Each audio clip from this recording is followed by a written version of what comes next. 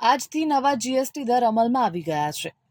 આજથી ઘી, cheese, car અને એસીથી લઈને બધું જ સસ્તું થઈ ગયું છે। સરકારે 3 સપ્ટેમ્બરના રોજ જીએસટી ઘટાડાની જાહેરાત કરી હતી, જે આજથી અમલમાં આવી ગયા છે।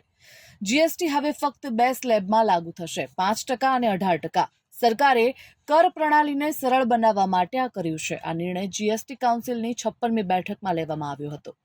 કેટલીક કંપનીઓએ નવા દરો જાહેર કર્યા નથી, તેથી તેમની અંદાજિત એમઆરપી આપવામાં આવી છે। આમાં કંપનીઓ અને સેલર્સ દ્વારા આપવામાં આવેલું ડિસ્કાઉન્ટ શામેલ નથી। એવામાં માર્કેટમાં મળતા સામાનની કિંમત વધારેમાં વધારે ઘટી શકે છે। હોટલ રૂમ બુકિંગ, બ્યુટી અને આરોગ્ય સેવાઓ પર જીએસટી 18%થી ઘટાડીને 5% કરાયો છે। ₹100 સુધીની સિનેમા ટિકિટ પર જે 12% ટેક્સ લાગતો હતો, એ હવે ઘટીને 5% ટેક્સ લાગશે।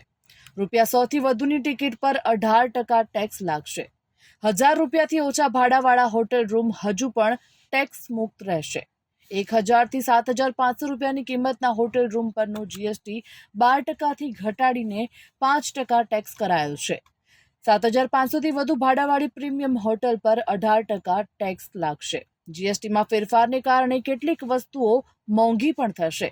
શોખ અને લક્ઝરી વસ્તુઓ માટે 40%નો નવો સ્લેબ બનાવાયો છે। આમાં પાન મસાલા અને તમાકુ જેવા ઉત્પાદનોનો સમાવેશ કર્યો છે। 1200 સીસી અને 4 મીટરથી વધુ લાંબા પેટ્રોલ વાહનો પર 40% ટેક્સ લાગશે। 1500 સીસી અને 4 મીટરથી વધુ લાંબા ડીઝલ વાહનો પર પણ 40% ટેક્સ લાગશે।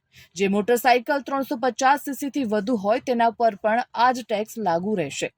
મુખ્ય આર્થિક સલાહકાર વી અનંત નાગેશ્વરને જણાવ્યું છે કે લોકોની ખરીદ શક્તિ વધુ હશે, જે માંગ ઉત્પાદન ચક્રને ચાલુ કરશે અને જીડીપી વૃદ્ધિ વધશે।